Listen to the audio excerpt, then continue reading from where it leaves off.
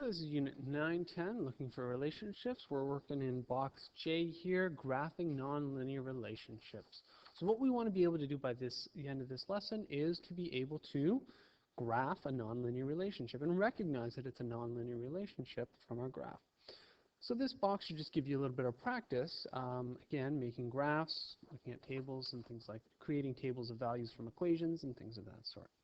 So here's the example that here's the question that we're given here. Is the relationship between the radius and the volume of a sphere linear or nonlinear? So what we have to do is we have to think back to Unit 7-8, or maybe look at our formula sheet and look for the equation that gives us the volume of a sphere. Change this to red here, volume of a sphere. Well, we look it up on our formula sheet and we get that volume is equal to 4 pi r cubed over 3, okay? Or we could think about that as 4 pi r cubed, all of that divided by 3. Okay? So, is this linear or nonlinear? Well, we want to set up a table of values, and then we want to do our graph. So first we have to think about what is our independent variable and what is our dependent variable? Well, does the volume depend on the radius, or does the radius depend on the volume? I think it makes sense to say that the volume depends on radius.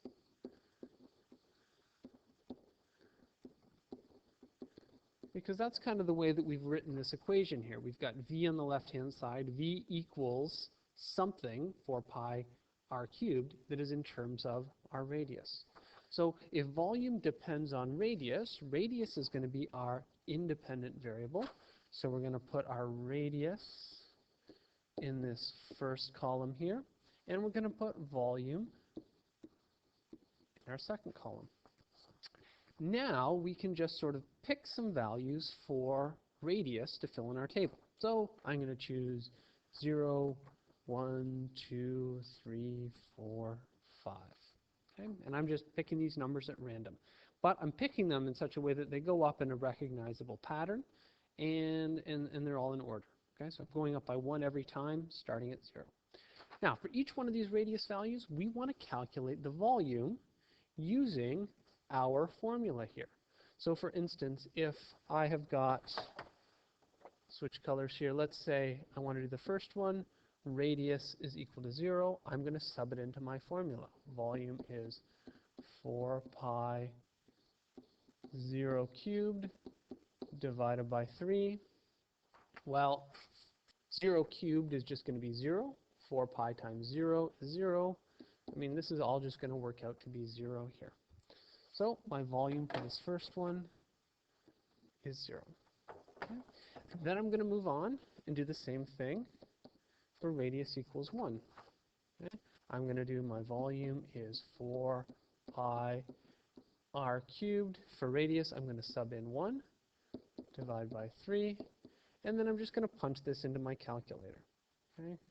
I'm going to make sure I do the exponent first, and calculate, calculate, calculate. I get 4.19.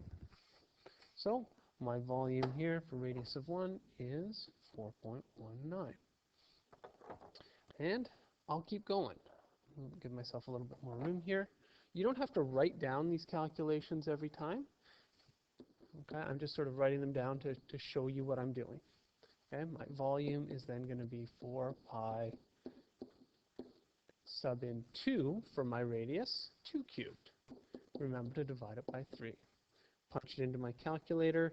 I get 33.49. And I can keep doing this for all of those radius values that I have on my table. So where am I? 33.49. And if I do this for 3, I get 113.04, 267.95. For our radius equals 4, 523.33 if my radius is equal to 5. So let's graph these to find out if this relationship is linear or nonlinear. So My independent variable is radius, so it is going to go down on the bottom of my graph here. And volume is going to go on the side here. I've got to choose an appropriate scale, so I'm going to start with 0 down here, and I'm going to say for my radius, I only have to go up to 5, so I'm going to say that sort of every 2 boxes is going to be 1.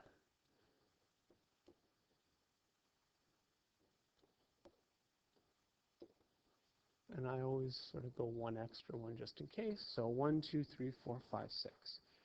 Now, for my volume, it has to start at 0. It has to go all the way up to 523, which is pretty big. What am I going to do here? Well, I know I have 20 boxes.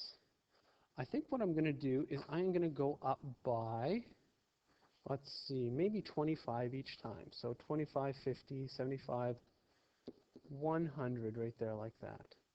1, 2, 3, 4, 200. 1, 2, 3, 4, 300. 1, 2, 3, 4, 400. 1, 2, 3, 4. Uh-oh. So this is 500 right at the top. So for this last one here, I'm just going to have to imagine going a little bit above my graph when I plot it. Okay, and we'll see how that looks like. All right, so we're going to plot our points here. Let's do this in red. So we've got 0, 0. When my radius is 1, my volume is 4. Okay, so that's going to be way, way, way, way, way down here, like this. When my radius is 2, this goes up to 33. So I know that that's 25. So 33 might be right about there. And then 3, I got to go up to 113. So that's about halfway between 100 and 125. 4, I have to go all the way up to 267. So 200, not quite up to 75. So we'll say right about there. 5, I have to go all the way up to 523. Well, I know that this is 500 right about at the top, so if I go about 1 square above, that would be about 523. Okay? And that's just kind of an estimate. Now, I look at my graph here. Is this a linear or a nonlinear relationship? Well, I think the best thing that I can do is fit these things with a curved line that kind of goes up like this. Okay? Now it looks pretty straight out here at the end, but down at lower values of radius between 0, 1, 2, and 3, we can see that it's very curvy. So what kind of a relationship is this between radius and volume? It is a non-linear relationship. And we're done.